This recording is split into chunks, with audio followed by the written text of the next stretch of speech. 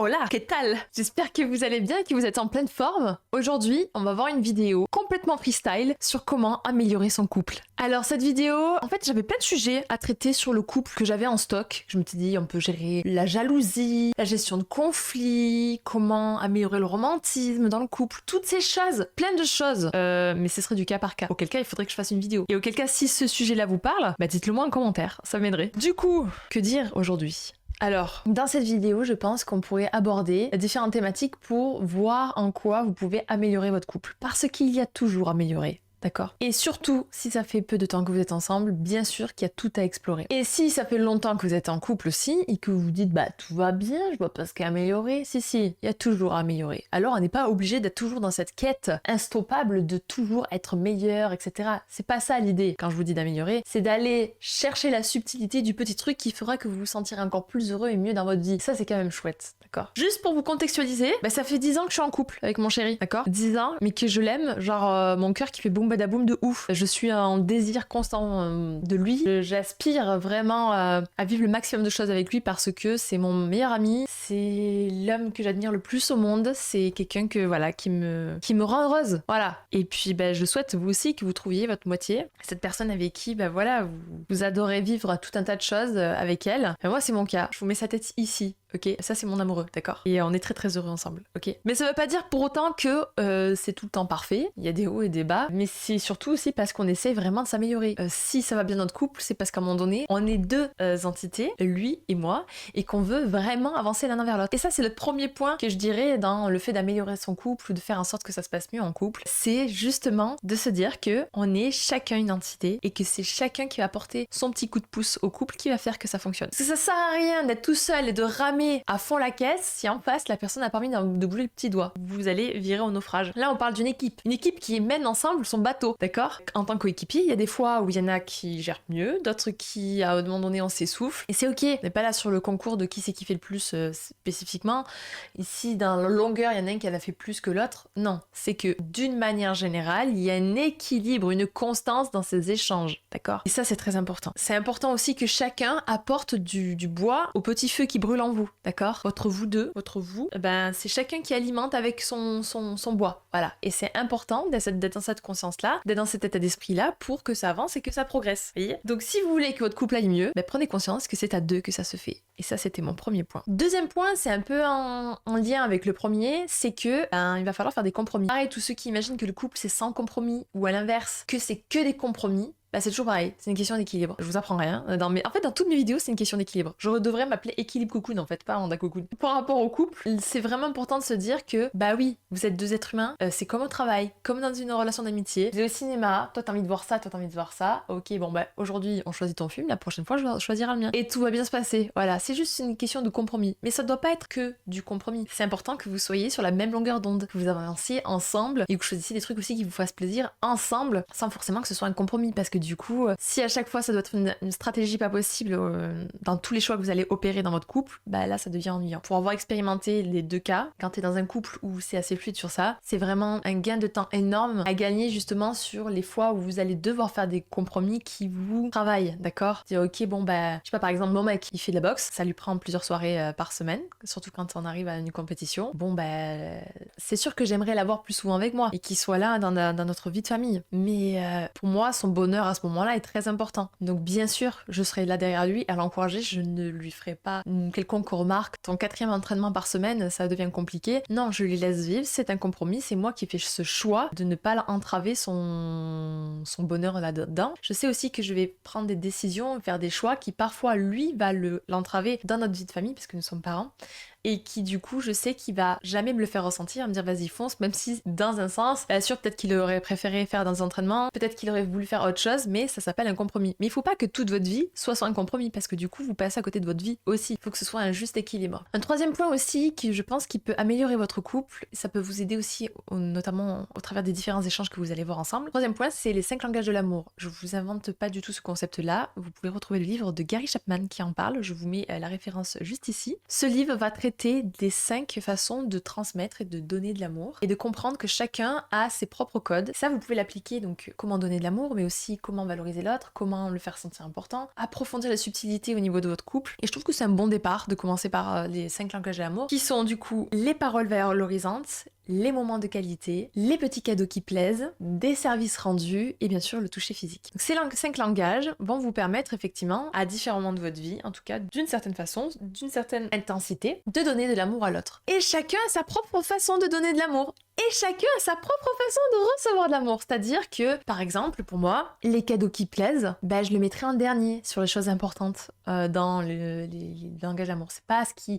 Ça me fera plaisir, mais c'est pas le truc qui va me faire le plus toucher. Par contre, des moments de qualité ensemble, ça c'est hyper important pour moi. Des services rendus dans le cadre, par exemple, d'un projet personnel ou des choses qui me tiennent à cœur, de savoir que je peux compter sur mon homme sur ça, pour moi, ça a énormément de valeur. Le toucher physique. Moi, je suis très tactile envers mon homme et j'ai besoin de toujours avoir un lien physique avec lui. Donc ça, c'est important pour moi. Les paroles valorisantes, c'est pas mal aussi, mais c'est pas forcément ce que je mettrais en premier. Donc on est chacun avec son propre dosage. Mon mec, lui aussi, a ses propres dosages et sa propre façon de donner l'amour. Par exemple, je sais que moi, paradoxalement, je sais que j'aime bien faire des petits cadeaux. Je sais que j'aime être très présente pour la personne que j'aime et lui montrer vraiment mon soutien verbal et même physique, de ma présence et de mon amour pour cette personne. Chacun a sa façon. Ça veut pas dire que si vous adorez recevoir des cadeaux, vous aimez forcément en donner. C'est vraiment des dosages vraiment propres à chacun. Et déjà d'apprendre à comment on fonctionne et de comprendre comment l'autre fonctionne, je vous jure que c'est un temps phénoménal de gagner sur votre vie de couple. Donc c'est les 5 langages de l'amour, je vous conseille de l'approfondir. Et une fois que vous aurez abordé ça, que vous aurez bien compris comment l'autre fonctionne, je vous conseille d'appliquer ces exercices aussi. Par exemple, qu'est-ce qui te fait sentir vraiment unique, par exemple, ce genre de questions. Qu'est-ce qui te fait sentir que je te valorise ou tu te sens libre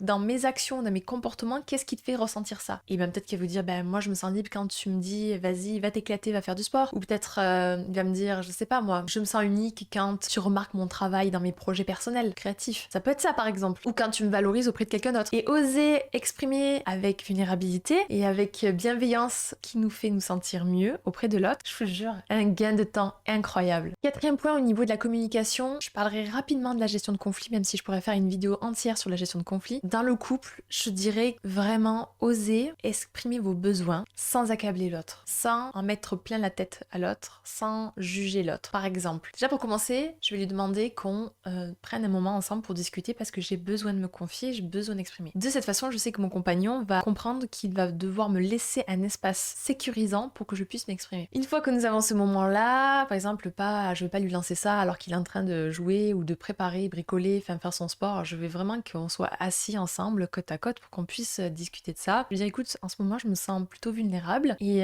j'aimerais avoir, si c'est ok pour toi, un peu plus de soutien d'un point de vue émotionnel. Et ça serait, par exemple, j'aimerais que tu me fasses de temps en temps une petite caresse sur la joue, tu me dises un mot gentil. Ça me ferait vraiment du bien parce que ça m'aiderait à traverser cette phase qui, pour moi, est un peu difficile, où je me sens un peu en manque de confiance en moi. À quel point ça te semble réalisable pour toi, à quel point c'est ok pour toi de le faire. Moi, mon compagnon, ça fait des années qu'on travaille ça, donc quand il sait qu'il a cette information-là, il sait que s'il ne réalise pas ce que je lui demande, c'est pas grave. Je lui exprime un souhait sans l'accabler. Je lui parle de moi, mes besoins, et je lui demande comment j'aimerais qu'il agisse pour m'aider dans cette problématique-là. Il y a des fois où je lui ai demandé ça et il n'a pas du tout répondu présent, et c'est pas grave parce que je sais qu'à d'autres circonstances, il est présent. Donc vraiment, se dire que quand on exprime un besoin à l'autre, c'est accepter aussi potentiellement que la personne ne réponde pas à notre demande.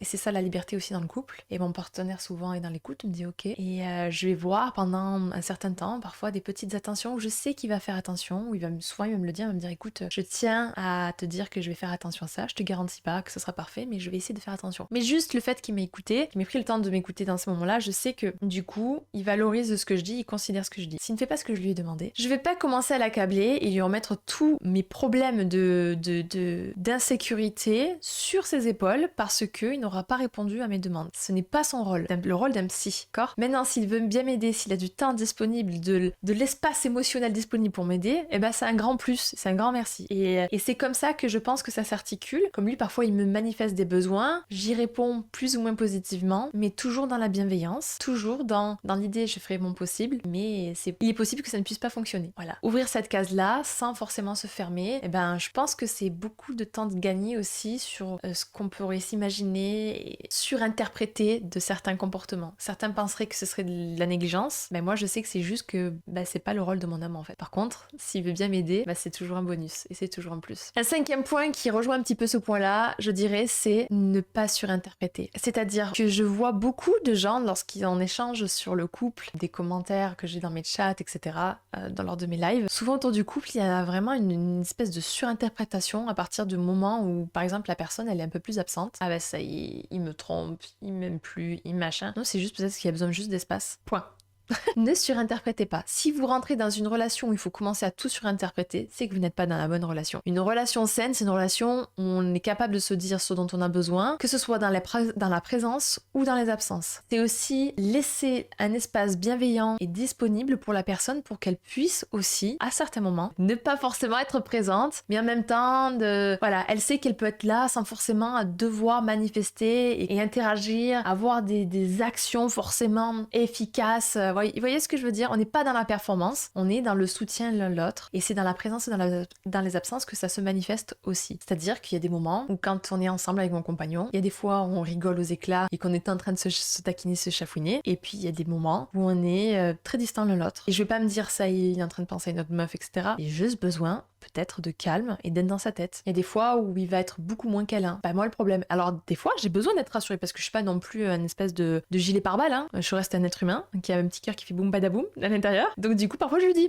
écoute, je sens qu'il y a quelque chose qui va pas et c'est peut-être pas du tout lié à moi, mais j'ai cette sensation que ça m'est lié. Est-ce que je me trompe ou pas? Quand mon mec il me dit non, ça n'a rien à voir avec toi. Ok, il me l'a dit. Dit c'est dit. Tu as dit que c'était pas à cause de moi. Non, je le laisse dans son bourbier, je le laisse digérer ce qu'il a digéré et je lui dis donc à ce moment-là, je dis ok, si tu en ressens le besoin, sache que je suis là pour toi mais je ne reviendrai plus t'embêter sur ce sujet-là. Et donc voilà, il sait qu'il est libéré, qu'il a plus la pression de moi, qui va le casser les pieds toutes les 10 minutes pour justement savoir est-ce que tu veux un câlin, qu'est-ce qu'il y a, gna gna gna, etc. Et lui en mettre encore plus des couches sur la tête. Il aura cette liberté d'esprit, de penser et de réfléchir sur ce qu'il y a dans sa vie qui ne va pas et qu'il aura l'espace du coup disponible pour traiter ses problématiques individuelles. Voilà. Et il sait qu'il m'a à côté de lui au cas où il a besoin d'un coup de main. Vous voyez? Ne surinterprétez pas. Est-ce que c'est clair? Sixième point, comment améliorer votre couple? Alors là, ce conseil-là, vous allez jamais le voir venir. C'est un conseil vraiment ultra perso. Ultra perso qui, pour nous, dans notre couple, ça fait loi. C'est la loi suprême, le secret du secret pour débattre lorsqu'il y a une tâche à accomplir et que les deux on a la flemme. Vous voulez vous épargner des heures de dispute, c'est la loi suprême du Shifumi. Alors j'en attends déjà certains qui rigolent. Ceux qui ne savent pas le Shifumi, c'est pierre feuille ciseaux, ok? J'en entends déjà qui vont se moquer de moi. Moquez-vous, et je vous jure, surtout quand tu deviens jeune parent, la règle du Shifumi, elle est incontestable. Il faut déjà, première chose pour appliquer cette règle-là, il faut tout de suite énoncer est-ce que c'est une partie en une manche ou en 3 manches. Une fois que le Shifumi est lancé, incontestable. On ne peut pas aller contre la loi du Shifumi. Et je vous jure que nous, ça peut faire rire des gens. Je sais, c'est peut-être ultra enfantin, mais écoutez, moi je l'adore, cette partie enfantine en moi, tout va très bien, et chez mon mec aussi. Mais nous, le Shifumi fait loi. Tu veux sortir la poubelle? Non, la flemme. Non, attends, c'est moi la dernière fois qui est sorti. Écoute, Shifumi, et on se regarde, on fait Shifumi. Et allez hop, terminé. Le Shifumi a parlé, l'autre il jubile, il se moque de toi, et toi tu fermes ta gueule et tu vas prendre ta poubelle et tu la sors. Ok? Mais je vous jure que c'est des très bons moments passés, et ça peut paraître être un tips tout bidon. Et je vous jure, la loi du Shifumi, il dépasse tout. Et un dernier point pour la route, pensez à prendre du temps de qualité avec votre partenaire et à vous le fixer dans la semaine. Ça peut être un dîner aux chandelles, même si vous avez des enfants, les enfants, on les couche et on mange un peu plus tard, c'est pas grave. Pendant ce temps qu'il y en a un qui couche l'enfant, l'autre prépare le petit repas en amoureux, on se fait beau et on mange ensemble et on se prépare une petite activité. Ça peut être, je sais pas, certains un film, d'autres une bonne discussion. Vous avez des jeux comme ça là, je vous propose comme ça, vous savez. Je ne suis pas du tout sponsor, d'accord? Mais on sait jamais. Peut-être que le jeu 10 mois voudra m'envoyer le 10 mois couple. On ne sait pas. Mais enfin bref, vous avez ce jeu-là, 10 mois, curiosité bien placée entre amis. Vous l'avez la version couple. C'est des questions qui vous aident à explorer, à raconter des souvenirs, etc. Ça, c'est un très bon jeu autour de table. Ou des jeux de société plus simples, hein, ou des escape games par exemple. À domicile, hein, je parle des activités à faire à domicile. Vous avez un même jeu, celui-ci c'était une vieille sponsor, mais pareil, c'est même pas chose que le 10 mois, c'est ça reste entre nous. Pareil, jeu de cartes qui rapproche et approfondit les relations. Voilà, vous avez 2 idées au moins de jeux. Je vous mettrai dans la description des liens liens pour trouver ces jeux. Donc voilà, vous avez des jeux comme ça. Pour ceux qui n'ont pas d'enfants, eh ben allez sortez, allez au cinéma, allez vous manger un resto, faites un truc que vous n'avez pas l'habitude de faire, allez faire du sport ensemble, allez prendre un cours de cuisine ensemble, un cours de photographie, allez vous faire une randonnée ou une balade où là vous n'avez pas l'habitude. Ceux qui ont des enfants, vous pouvez faire ça aussi, ok? On expédie le gamin chez les grands-parents ou chez une nounou, mais prendre ce moment-là ensemble, c'est ultra important. Si vous n'avez pas la possibilité de les faire garder, prenez ce moment, au moins quand ils dorment. Je vous jure que ça sauve bien des moments. Et prendre ces moments de qualité, c'est oser se plonger l'un envers l'autre, se couper de son téléphone et essayer de discuter, de s'imaginer des choses, se projeter, rire de bons souvenirs. Voilà. Et c'est pour ça que ces deux jeux là dont je vous ai conseillé, si vous êtes des quiches en communication, c'est génial. Hein. Si vous êtes avec des ours qui parlent pas, eh ben je suis sûre que ça peut leur faire du bien aussi. Et sinon autour d'un jeu de société, ça peut être très rigolo aussi. Un petit escape game, pourquoi pas, avec un petit apéritif dînatoire. On se fait beau sexy, on joue ensemble et puis après ça part en cacahuète dans votre chambre, vous faites ce que vous voulez sur la table du salon. Mais ces moments de qualité sont importants pour pimenter votre vie de couple. Voilà. Et être audacieux, être force de proposition, c'est pas tout le temps, on n'est pas obligé de faire ça toutes les semaines, etc. Mais au moins une fois par mois. Au moins soyez force de proposition une fois par mois. Voilà. Surtout si vous travaillez pas ensemble. Moi je dis ça parce que j'ai beaucoup travaillé avec mon compagnon et que toute ma vie je voudrais travailler avec lui où je serais toujours très investie dans sa vie de travail, comme il est avec le mien de travail, parce qu'on pense vraiment qu'on peut se contribuer l'un l'autre, vous voyez. Donc c'est important d'avoir ça à l'esprit et on a toujours travaillé l'un envers l'autre et c'est ce qui a fait que ça nous a cultivé notre complicité, un truc de fou. Mais vraiment, on a gagné des années en complicité grâce à ça, le fait d'avoir travaillé ensemble. Mais si vous n'avez pas cette chance-là de travailler avec votre partenaire et que vous êtes du coup toute la journée au travail, après il y a les activités, je vais dire extrascolaires, mais bon, vous m'avez compris, la vie de famille, machin, etc. C'est quand votre vous, c'est quand que vous célébrez votre vous. Voilà. C'est pas forcément des trucs incroyables. La dernière fois, on a célébré avec mon compagnon le fait qu'on bouquine ensemble dans le lit, collés l'un à l'autre, mais c'était juste agréable, on était fatigués une journée, on avait passé une super journée ensemble d'ailleurs, mais ce moment calme où on pouvait se ressourcer à lire l'un contre l'autre, bah c'était un petit moment hors du temps, où on était ensemble, même si on parlait pas, même si on lisait chacun son livre. Parfois ça nous arrive de nous interrompre et papoter, chacun a sa façon de le célébrer, et parfois dans une vie ça peut bouger, c'est pas forcément la même chose, ça dépend de votre énergie, nous on était crevés, la lecture s'était adaptée, et il y a des fois, ben voilà, je me dis allez c'est parti, on va faire ce truc là et on va s'éclater. Voilà. Donc prenez du moment de qualité avec l'autre, osez questionner l'autre sur ce qui lui fait du bien, ses besoins, son état d'esprit, son mental, en quoi vous pouvez être un meilleur partenaire. Ça aussi c'est des questions pour moi qui sont fondamentales, que je pose très souvent à mon compagnon. Moi une fois par mois je lui dis est-ce que tu es comblé? Oui, non. Et en quoi je peux mieux te rendre service? En quoi je peux être plus utile pour toi? En quoi je peux être une meilleure épouse pour toi? Après, ça convient à qui veut, hein. Voilà, je vous dis juste mes tips que chez moi ça fonctionne. Après vous faites ce que vous voulez. Voilà. Je peux vous en sortir 10 milliards de tips sur le couple, ok? Là, c'est du freestyle. Je vous dis des trucs un peu qui me viennent à l'esprit et en tête comme ça sur des choses qui me paraissent fondamentales. À vous de voir si ça vous parle. Voilà. Sur ce, énorme bisous. Rejoignez-moi sur Twitch, juste ici. Et puis, regardez toutes mes autres vidéos. Laissez-moi un commentaire. Partagez-la à votre partenaire en espérant qu'il trouvera aussi des informations ou alors, en tout cas, partagez-le à certaines personnes qui sont très axées aussi sur un couple de qualité et au top, quoi. Voilà. Peut-être que ça leur plaira aussi, ce format-là un peu plus léger et pas forcément en mode performeur du couple, même si les tips que je vous ai donnés, si vous voulez travailler à fond, un couple de malades. Mais encore une fois, c'est un travail à deux. Voilà. Bon, sur ce, énorme bisous, passez une bonne journée et puis à très vite pour une nouvelle vidéo.